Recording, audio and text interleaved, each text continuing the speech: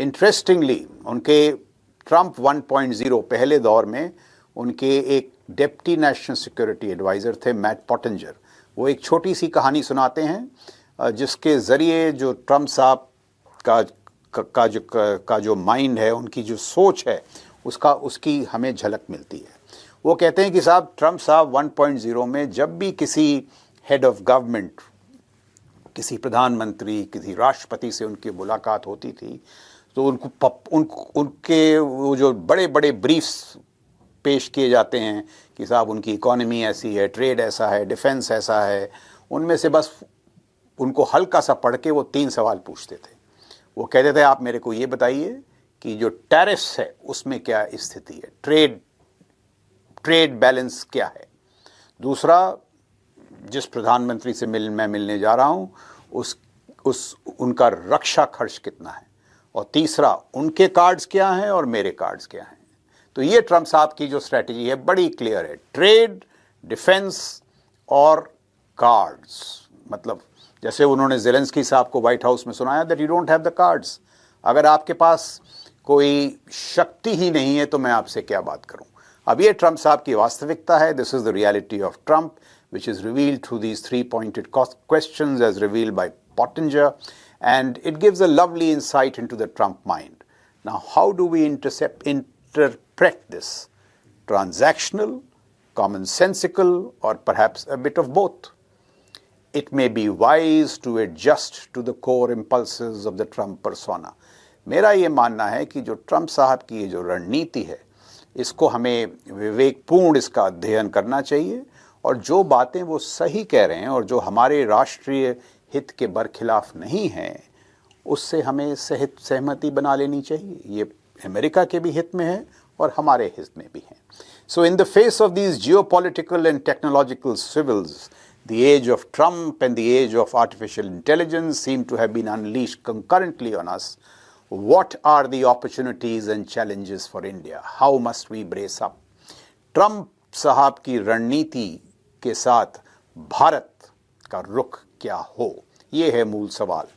Well, for one, while in the Trumpian world view, many of the European allies are pathetic dependencies, India is different. Trump साहब के जो advisers हैं वो कहते हैं कि जो यूरोप के एलाइज थे ये पैथेटिक डिपेंडेंसीज थे।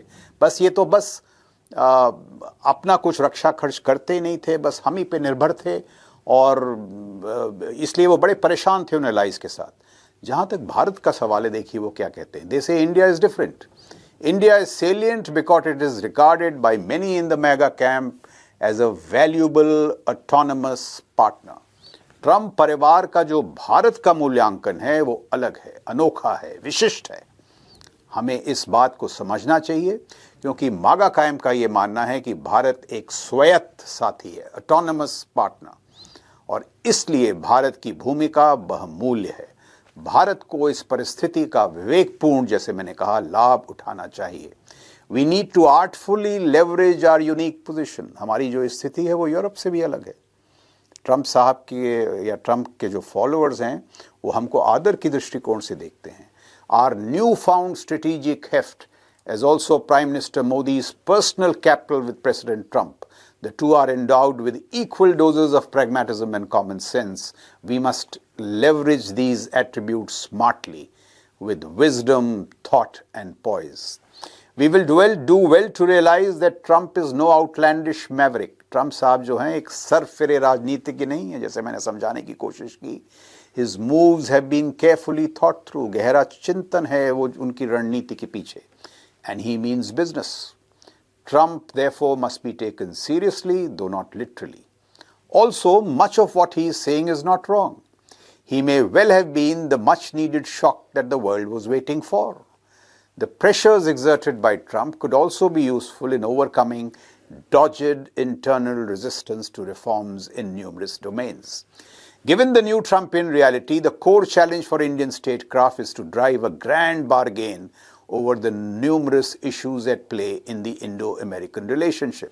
भारत और अमेरिका के बीच ये जो हमारी रिलेशनशिप है उसमें भव्य सौदे की रूपरेखा कैसी हो, इसका हमें इस पर निर्णय लेना है, what can be the grand bargain.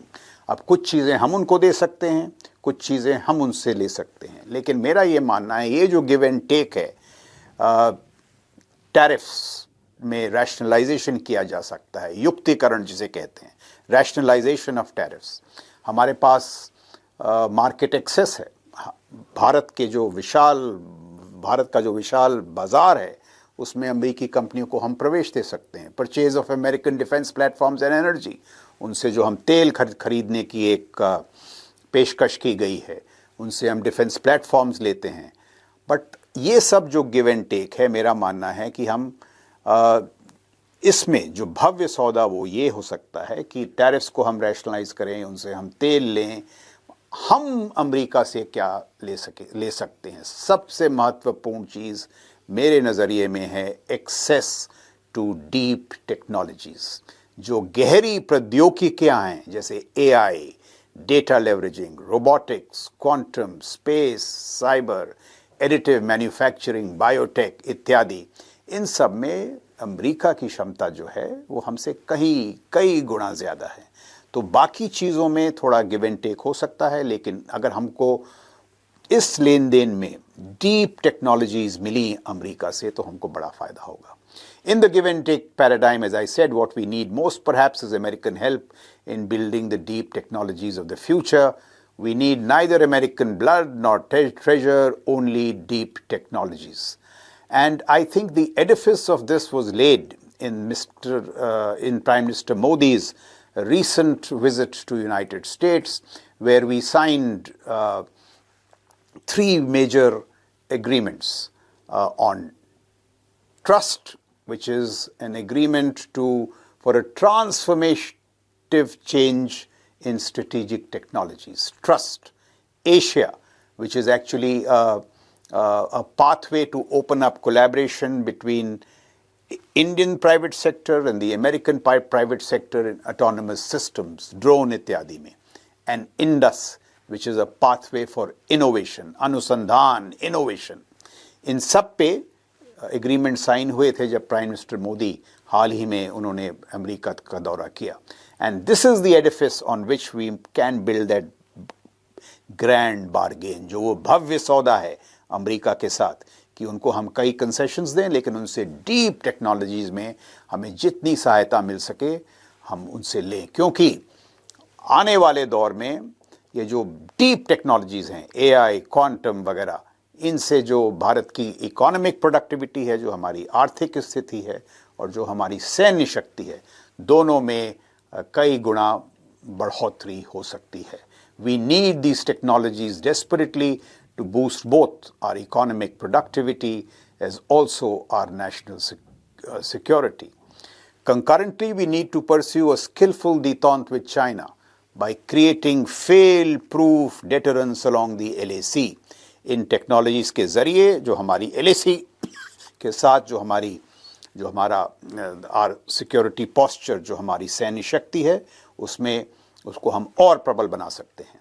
And we must grow other levers of the Sino Indian relationship to preserve the peace while playing for time to arrest and narrow the growing power differential.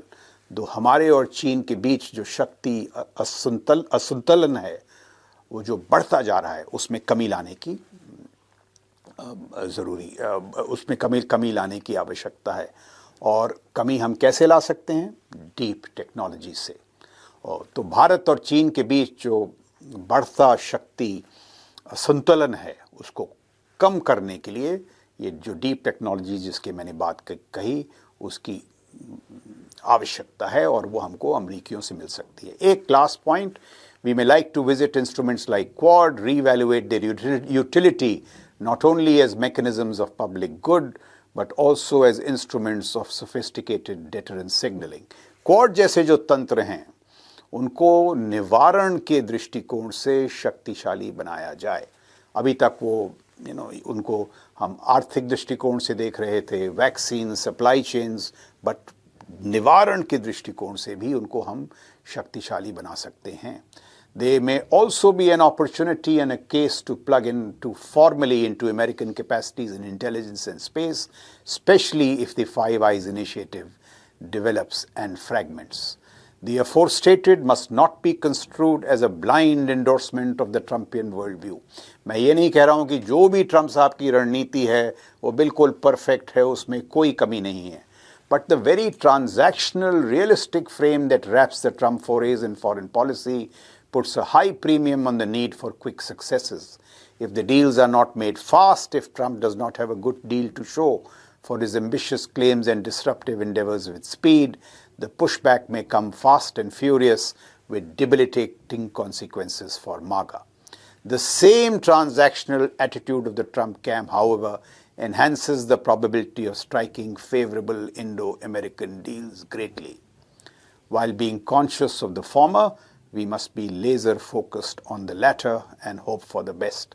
हमारी कोशिश ये होनी चाहिए कि मागा और मीगा, जैसे प्रधानमंत्री मोदी साहब ने कहा था, मागा make America great again, मीगा make India great again, में जो तालमेल के अवसर हैं उन्हें अपने अंजाम तक पहुंचाए जाएं.